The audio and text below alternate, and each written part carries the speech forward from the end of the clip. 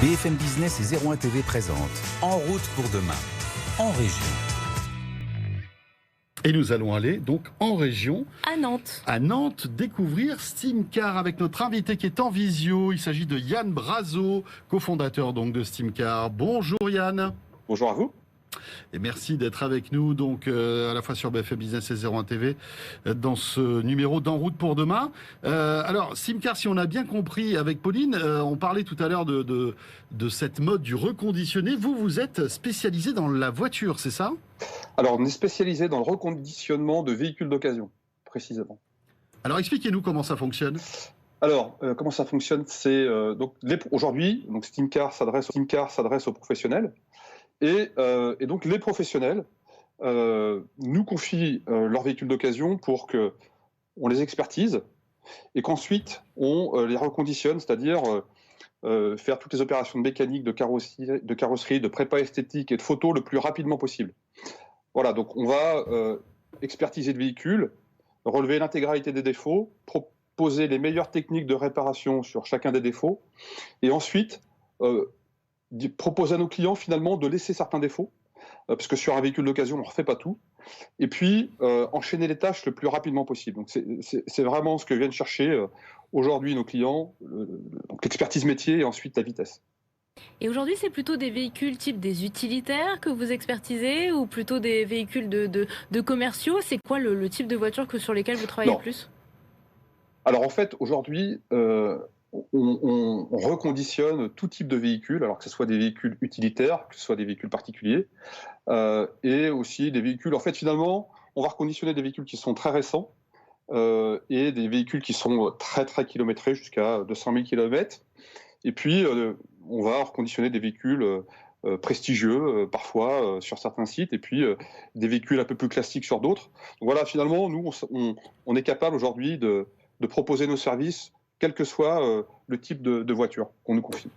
Alors, ce qui est intéressant, Yann, c'est que donc vous faites une espèce d'immense check-up des véhicules, hein, si j'ai bien compris. Mais votre particularité, c'est que vous le faites très vite aussi. Exactement. En fait, alors, comment on réussit finalement à aller très vite ? Il y a deux briques essentielles. Finalement, on a un modèle qui s'inspire beaucoup de l'industrie. Alors, on a la prétention de s'inspirer beaucoup de ce que fait Toyota sans réussir à le copier parfaitement. Mais ces techniques comme ça d'industrialisation, aujourd'hui, on les a appliquées au métier de la réparation. Et puis, il y a une deuxième brique qui est très importante, c'est la dimension informatique. On a développé un logiciel très puissant qui nous permet de proposer finalement à nos collaborateurs le meilleur scénario pour chacune des voitures, pour que les voitures, encore une fois, elles passent le plus vite à travers chacune des étapes. Et est-ce que ce logiciel, il fonctionne par exemple avec de l'intelligence artificielle pour qu'au fur et à mesure, vous appreniez, parce que je suppose qu'il y a des défauts qu'on retrouve sur un certain nombre de véhicules. Comment il fonctionne ce logiciel justement ? Alors effectivement, aujourd'hui tout le monde parle d'intelligence artificielle. Nous, on va plutôt dire qu'on travaille sur des bases de données qui sont énormes.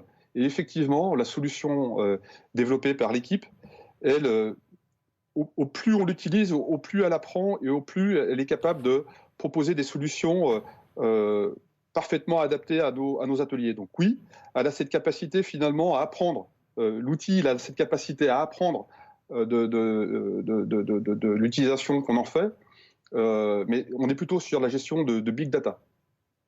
On voit que très récemment, vous avez noué un partenariat avec Stellantis. Stellantis est devenu votre actionnaire majoritaire. Qu'est-ce que ça va changer pour vous dans le fonctionnement de Steamcar ? Qu'est-ce que ça va vous permettre surtout comme développement futur ?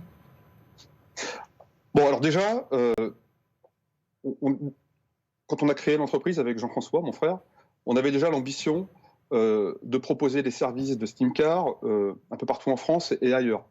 Donc, aujourd'hui, l'arrivée de Stellantis, finalement, nous donne les moyens de nos ambitions. Quand on veut attaquer un marché comme ça, il faut aller très vite. C'est-à-dire que là, il y a un time to market. C'est maintenant que ça se passe.